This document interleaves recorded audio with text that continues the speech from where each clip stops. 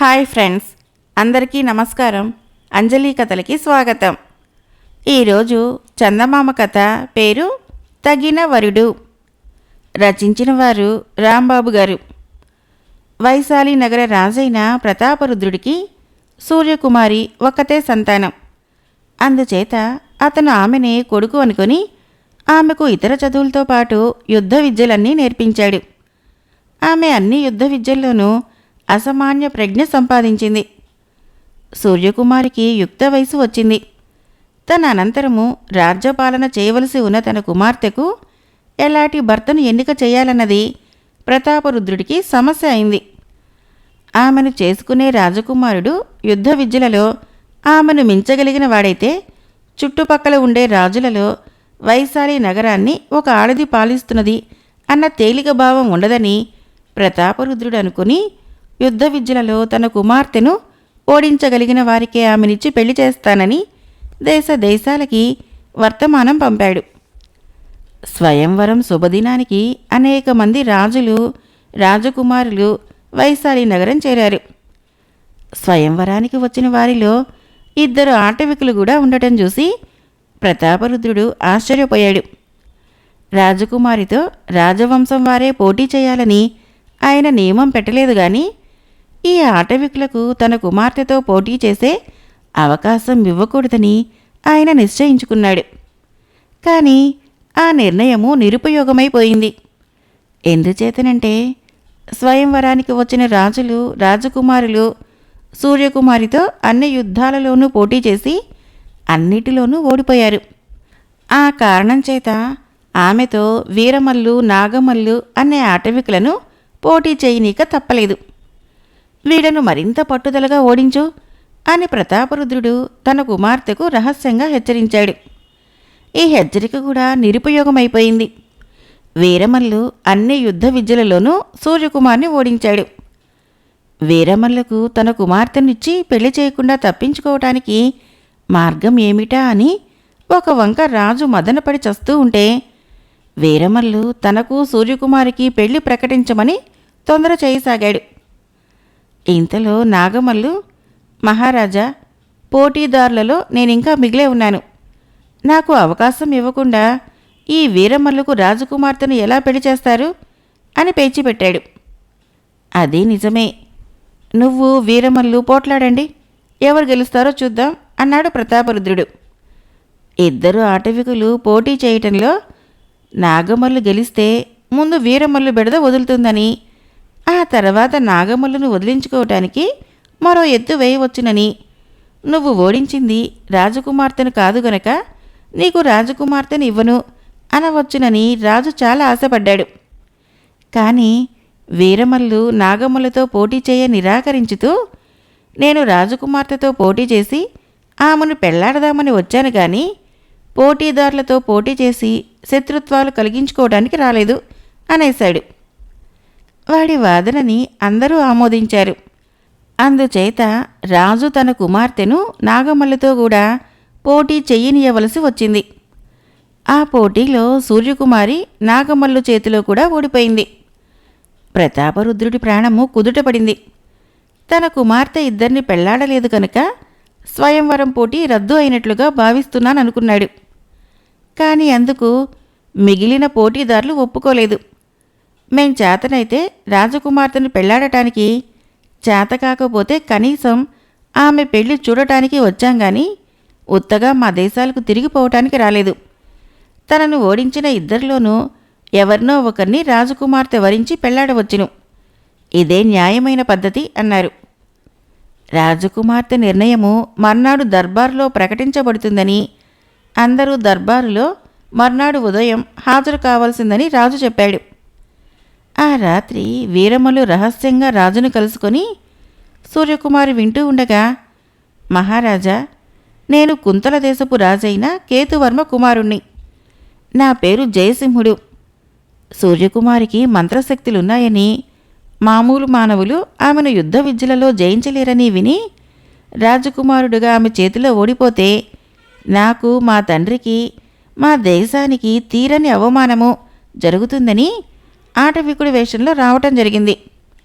నాగమ్మలు మాత్రం నిజమైన ఆటవికుడు. అతడి తండ్రి ఆటవికుల నాయకుడు.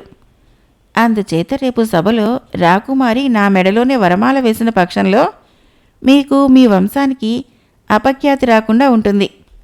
ఈ మాట చెప్పటానికే వచ్చాను అని సెలవు పుచ్చుకొని తన బసకు వెళ్ళిపోయాడు. తనతో పోటీ చేసి ఓడిపోవటానికి సిగ్గుపడి తన వంశాన్ని కూడా రహస్యంగా ఉంచినవాడి మెడలో చూస్తూ చూస్తూ వరమాల వేయలేక సూర్యకుమారి మర్నాడు నిండి సభలో నాగమల్లు మెడలో వరమాల వేసి అతన్నే పెళ్లాడింది. మరొక కథ పేరు పుకారు. రచించిన వారు జొన్నలగడ్డ రామలక్ష్మి గారు. ఏదైనా ముఖ్య విశేషముంటే దాన్ని అందరికంటే ముందుగా తాను తెలుసుకొని అందరికీ చెప్పాలని సూరప్ప ఆరాటం. ఆ తొందరలోనే వాడు చాలాసార్లు తప్పుడు వార్తలు ప్రచారం చేయటం వలన వాడి మాటలు ఎవరూ నమ్మేవారు కాదు.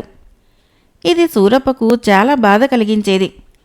కాని వాడు తన మీద లోకులకు గల అభిప్రాయం మార్చడానికి చేసిన ప్రయత్నాలు ఫలించలేదు. ఒకరోజు ఊళ్ళో ఏదో గొడవ జరిగింది. అలాంటి గొడవలను పరిష్కరించడంలో పొరుగురి కరణంగారికి మంచి పేరున్నది. అందుకని ఊళ్ళో వాళ్ళు ఆయనకు కబురు చేస్తే మర్నాడు ఉదయం వస్తానని ఆయన చెప్పి పంపాడు. గొడవ పడిన ఇరుపక్షాల వాళ్ళు మర్నాడు ఉదయము పొరుగురి కరణంగారి కోసం ఒక చోట చేరి చాలాసేపు ఎదురుచూశారు. ఎందువలనో ఆయన ఎంతకూ రాలేదు. చివరకు రెండు పక్షాల వాళ్ళు తమ తమ ఇళ్లకు వెళ్ళిపోయారు. పొరుగురి కరణము అన్నమాట తప్పే మనిషి కాదు. ఆయన రాకపోవటానికి ఏదో పెద్ద కారణమే ఉండి ఉంటుంది. అదేమిటో అందరికన్నా తానే ముందుగా తెలుసుకొని అందరికీ చెప్పాలని సూరప్ప ఆరాటపడి మండుటెండని భోజనం వేళను కూడా లక్ష్య పెట్టకుండా పొరుగురు బయలుదేరాడు. ఊరు వెలుపలనే సూరప్పకు ఒక శవం ఎదురైంది. దారిలో కనిపించిన ఒక మనిషితో వాడు, ఎవరిదా శవం? మామూలు మనిషిదిలాగా లేదే అన్నాడు వాడు. ఈ ఊళ్ళో ఉండే ఒక గొప్పవాడిది అన్నాడు ఆ మనిషి. ఈ ఊళ్ళో గొప్పవాడెవరు అని సూరప్ప ఆ మనిషిని మళ్ళీ అడిగాడు. మా కరణంగారి కన్నా ఈ ఊళ్ళో గొప్పవాడెవరన్నారు అని ఆ మనిషి జవాబు చెప్పాడు. సూరప్పకి అంతా అర్థమైపోయింది. పాపం ఆ ఊరి కరణంగారు పోయాడు. అందుకే ఆయన ఈ ఉదయం తగువ తీర్చడానికి తమ ఊరికి రావటం జరగలేదు. ఈ అపూర్వ వార్త తమ ఊళ్ళో అందరికీ అందించడానికి సూరప్ప పరిగెత్తుకుంటూ వచ్చి కనిపించిన ప్రతి మనిషికి, పాపం ఈ ఉదయం పొరుగురి కరణంగారు పోయారు, అందుకే ఆయన ఈ ఉదయం రాలేదు, శవాన్ని నేను కళ్ళారా చూశాను అని చెప్పనారంభించాడు. ఒక్కడు కూడా వాడు తెచ్చిన అద్భుత వార్తని నమ్మలేదు. సూరప్పకి చాలా బాధ కలిగింది. నిజం చెప్పినా తన మాట ఎవరూ నమ్మరెందుకు? తాను నిజం చెబుతాడని అందరికీ నమ్మకం కలిగేలాగా చేయటం ఎలా? అయ్యా, కరణంగారు పోయినందుకు మన ఊరి పెద్దలు కొందరు వెళ్ళి పరామర్శించి రావటం అవసరం కూడా కనుక వెంటనే బయలుదేరండి, నిజం మీకే తెలుస్తుంది అన్నాడు సూరప్ప. అలా అన్నప్పటికీ వాడి మాటలు ఎవరూ పట్టించుకోలేదు. ఆ ఊరి కరణంగారి శవాన్ని చూశానంటున్నావు కదా, ఆ కరణంగారు అసలు ఎలా ఉంటారో నువ్వెప్పుడైనా చూసావురా అని కొందరు సూరప్పని అడిగారు. అంత గొప్పవాడు పోతే ఆ వార్త తెలియటానికి శవాన్ని గుర్తించాలా అన్నాడు సూరప్ప. తనతో పాటు చచ్చిపోయిన పొరుగురి కరణంగారికి కూడా తన గ్రామస్తులు తీరని అన్యాయం చేస్తున్నారు. అందుచేత ఆ పొరుగురికి చెందిన వాణ్ణి ఒకరిని పిలుచుకుని వచ్చి చెప్పిస్తే తన పైన తన గ్రామం వాళ్లకున్న దురభిప్రాయం వెంటనే పోతుంది. ఇలా అనుకొని సూరప్ప మరొకసారి పొరుగురికి బయలుదేరాడు. దారిలో వాడికి ఒక పెద్ద మనిషి ఎదురయ్యాడు.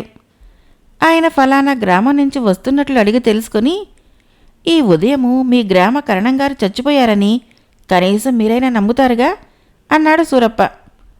నమ్మనుగాక నమ్మను అన్నాడు ఆయన. ఎందుకు నమ్మరు అన్నాడు సూరప్ప ఆశ్చర్యంగా. నేనే ఆ గ్రామ కరణాన్ని అన్నాడు ఆయన. సూరప్ప నిశ్చేష్టుడయ్యాడు. వాడు ఎలాగో తేరుకొని ఆ ఉదయం తనకు ఇంకో మనిషికి జరిగిన సంభాషణ చెప్పాడు. అకస్మాత్తుగా ఇవాళ ఉదయం మా ఊరి పెద్ద షావుకారు పోవటం వలన మీ ఊరు రాలేకపోయాను. మా ఊళ్ళో నీకు తగ్గవాడు ఒకడున్నాడు. వాడు అబద్ధం చెప్పకుండానే వినేవాడికి అబద్ధం స్ఫురించేటట్లు చెప్పగలడు. చచ్చిపోయినవాడు గొప్పవాడన్నాడు. ఊళ్ళో నేను గొప్పవాణ్ణి అన్నాడు.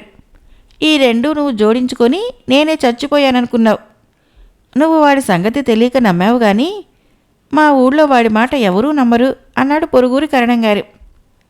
సూరప్పకి జ్ఞానోదయమైంది. అబద్ధం స్ఫురించేటట్లు నిజం చెప్పేవాడినే ఎవరూ నమ్మరంటే నిజం తెలుసుకోకుండానే గ్రామంలో వార్తలు చెప్పే తనను ఎవరూ నమ్మకపోవటంలో ఆశ్చర్యం ఏమున్నది? మరొక కథ పేరు చీనాంబరాలు. ఇది చైనా జానపద కథ. 3000 సంవత్సరాల క్రితము చీనా చక్రవర్తి ఒక అందమైన అమ్మాయిని పెళ్లాడాడు. ఆమె పేరు సీలింగ్షి. ఆమె వయసు 14 ఏళ్ళు. చీనా చక్రవర్తికి పట్టపురాణి అయిన సీలింగ్షీకి ఏ లోటు లేదు. రోజల్లా ఆమెకు వినోదం కలిగించటానికి గాయకులు, నర్తకులు ఉండేవారు.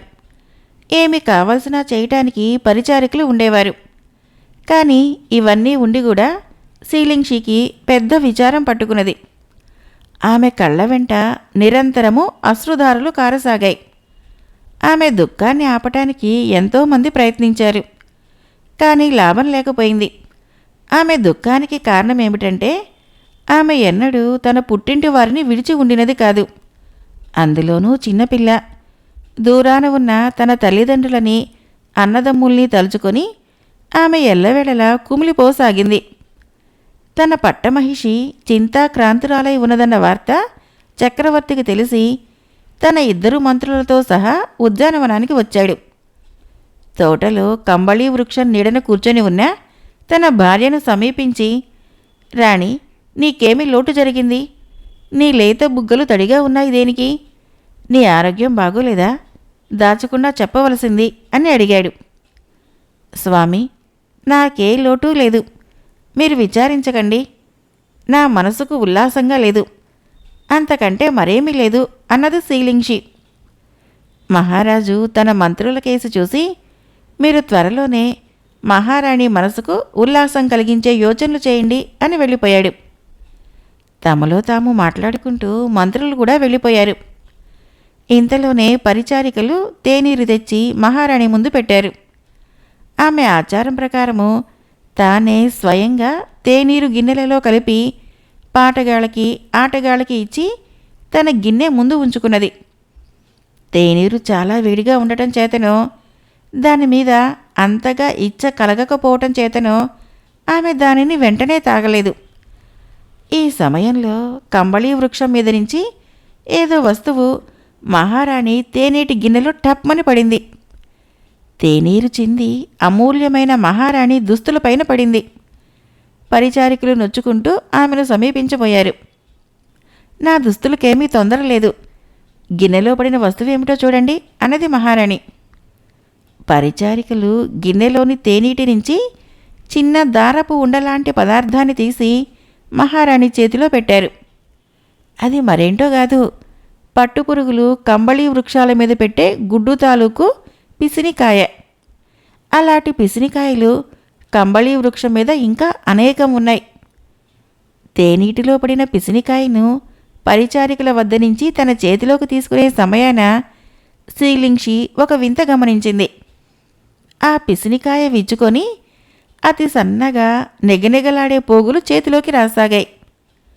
ఆహా, ఇదే దారమైతే దీనితో నేసిన వస్త్రాలు ఎంత అందంగా ఉండాలి అనుకున్నది సీలింగ్షి. మరుక్షణమే ఆమెకు ఒక ఆలోచన తట్టింది. ఈ పోగులు మరీ సన్నగా ఉన్నమాట నిజమే, కానీ ఇవి సులువుగా తెగటం లేదు.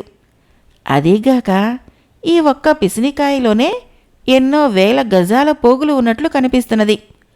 ఈ పోగును అనేక పేటలు వేసి పేరినట్లయితే దారం తయారైతుంది. అప్పుడు దానిని మగ్గం మీద వేసి ప్రపంచంలో ఎవరూ ఎన్నడూ చూడనంత అందమైన బట్టలు తయారు చేయవచ్చును. ఈ ఆలోచన రాగానే మహారాణి మనోవ్యాధి కాస్త మటుమాయమైపోయింది. ఆమె ఉత్సాహంతో లేచి తన పరిచారికల్ని పిలిచి తన చేతిలో ఉన్న పోగును విప్పమంది. దానిని పేటలు వేసి పేనమని చెప్పింది. పరిచారికలు ఆమె చెప్పినట్టే సన్నని నెగనెగలాడే దారం పేని పుల్లకు చుట్టసాగారు. ఇట్లా ఎంత దారమైతే ఒక బట్టకాను? మీరంతా కలిసి చెట్టు మీద ఉన్న పిసినికాయలన్నీ ఏరి తెచ్చి తేనీటిలో వేయండి అని మహారాణి పరిచారికులకు ఆజ్ఞాపించింది. ఎవరికీ క్షణం తీరిక లేదు. అది వరకు పని పాటలు లేక క్షణం ఒక యుగంగా గడిపిన యువరానికిప్పుడు గడియలు క్షణాల్లాగా సాగిపోతున్నాయి. సూర్యాస్తమయమయ్యే లోపల చాలా కండెల దారం తయారైంది. ఇంకా చేయవలసిన పని బోలెడంత ఉన్నది. ఆమె వడ్రంగుల్ని పిలిచింది. ఈ దారం చూడండి, ఇంత సన్నని దారం నేయటానికి వెంటనే మగ్గం తయారు చేయండి. తెల్లవారిలోగా మగ్గం తయారై నా గదిలో ఉండాలి అని ఆజ్ఞాపించింది. మర్నాడు చక్రవర్తి తన మంత్రులను పిలిపించి పట్టపురాణి మనసు ఉల్లాసంగా ఉండటానికి ఏం ఆలోచించారు అని అడిగాడు. చిత్తం ప్రభు, ఒక చక్కని నెమలిని తెచ్చి మన ఉద్యానవనంలో ఉంచినట్లయితే దేవిగారు దాని నాట్యం తిలకిస్తూ దాని ఈకల రంగులు చూసి వినోదిస్తూ అని ఒక మంత్రి గొణిగాడు. చక్రవర్తి రెండో మంత్రి కేసు చూశాడు. మన ఉద్యానవనంలో జలక్రీడలకు చిన్న తామరకొలను ఏర్పాటు చేసినట్లయితే మహారాణి గారు తన చిలకత్తెలతో అందులో ఈతలు కొడుతూ అన్నాడు రెండో మంత్రి. తన ఇద్దరు మంత్రులకి సరైన ఆలోచన తోచలేదని తెలుసుకొని చక్రవర్తి తన పట్టపురాణిని పిలవనాజ్ఞాపించాడు. ప్రభు, మహారాణి గారింకా తమ గది నుంచి బయటికి రాలేదు అన్నారు నౌకర్లు. ఇంత పొద్దెక్కేదాకా ఇంకా బయటికే రాలేదా అన్నాడు చక్రవర్తి. అర్భకురాలైన తన ప్రియ భార్య ఆరోగ్యం గురించి ఆయనకు ఆందోళన కలిగింది. ఆయన వెంటనే సింహాసనం దిగి సరాసరి రాణి గదిలోకి వెళ్ళాడు. చక్రవర్తి లోపలికి అడుగు వేస్తూనే చూసిన దృశ్యము ఆయనకు ఆశ్చర్యము, ఆనందము కలిగించింది. మహారాణి విచారసాగరంలో మునిగి ఉండకుండా ఒక విచిత్రమైన మగ్గం ముందు కూర్చొని ఎన్నడూ కనని విననంత అందమైన దారపు పోగులతో దగదగా మెరిసిపోతున్న ఒక నాజూకైన వస్త్రం నేస్తున్నది. మహారాణి తల ఎత్తి చక్రవర్తి కేసి చూసింది. ఆమె కళ్ళు ఆనందంతో మెరుస్తున్నాయి. చిరునవ్వు నవ్వింది. మహాప్రభు, నా విచారంతో మీకు ఎంతో కాలంగా బాధ కలిగించాను. దానికి పరిహారంగా మీకీ దేవతా వస్త్రం నేసి ఇస్తున్నాను. ఆగ్రహించరు కదా అన్నది ఆమె. ఆగ్రహమా? ఇంత అపూర్వమైన వస్త్రము బహుమతి పొందుతూ ఆగ్రహించగలనా అన్నాడు చక్రవర్తి. శ్రీలింషి తన భర్తతో జరిగిందంతా చెప్పింది. తమ భార్యగా ఉండి నేను పనిచేయటం భావ్యం కాదు. అందుచేత ఈ సంగతి రహస్యంగా ఉంచాను అన్నది మహారాణి. దానికి నాకేమీ విచారం లేదు. నీ మనసుకు తృప్తి కలిగించిన వారికి అర్ధరాజ్యం ఇవ్వటానికి కూడా సిద్ధపడ్డాను. నీ విచారం తొలగింది, అదే నాకు 10,000 అన్నాడు చక్రవర్తి. అయితే మహాప్రభు, నా కోరిక ఒకటి నెరవేర్చండి అన్నది మహారాణి. నీ ఇష్టం వచ్చింది కోరుకో అన్నాడు చక్రవర్తి. 1000 కంబళీ వృక్షాలతో నాకొక తోట వేయించి పెట్టండి అన్నది మహారాణి. చక్రవర్తి ఆమె కోరిక నెరవేర్చాడు. శ్రీలింషి ప్రపంచంలో మొట్టమొదటి పట్టు వస్త్రాలు నేసింది. ఇప్పటికీ చీనా భాషలో సి అంటే పట్టు. ఆమె అనంతరము చీనా దేశపు మహారాణులు ఆమె ఏర్పాటు చేసిన సాంప్రదాయాన్ని అనుసరించి ఏటా ఒకరోజు పట్టుపురుగులకు తమ చేతుల మీదుగా ఆహారం వేస్తూ వచ్చారు. కాలక్రమేణా పట్టు వస్త్రాల రహస్యము చీనా నుంచి ఇతర దేశాలకి పాకింది. అందుకనే మన పూర్వీకులు పట్టు వస్త్రాలని చీనాంబరాలనేవారు. మిగతా దేశాలలో పట్టు వస్త్రాలు తయారైనా కూడా చీనా దేశపు పట్టు వస్త్రాలకి గణ్యత ఉన్నది. వీటిని మనవారు చీనాంబరాలు అనేవారు. మరొక చిన్న కథ పేరు కురూపి. రచించిన వారు భానుమతి గారు. ఒక వ్యాపారికి ఒక కురూపి అయిన కూతురు ఉండేది. పెళ్ళిడు వచ్చాక వ్యాపారి ఆ అమ్మాయికి ఎన్నో సంబంధాలు చూశాడు. కానీ ఆమెను పెళ్లాడతామని ఎవరూ ముందుకు రాలేదు. అల్లుడికి వ్యాపారి డబ్బు, ఇల్లు ఏర్పాటు చేస్తానన్న పని జరగలేదు. చివరకు వ్యాపారి తన కుమార్తెను తమ బంధువర్గంలో ఒక గుడ్డివాడికి ఇచ్చి పెళ్లి చేశాడు. కొంతకాలం గడిచింది. ఆ ఊరికి ఒక గొప్ప నేత్ర వైద్యుడు వచ్చాడు. అతను శస్త్రచికిత్స చేసి అనేక మంది గుడ్డివాళ్లకు దృష్టి తెప్పిస్తున్నాడు.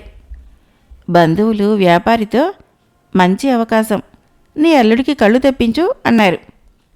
వ్యాపారి తల అడ్డంగా తిప్పి, సుఖంగా సాగిపోతున్న కాపురాన్ని చేజేతులారా కూలదోయలేను.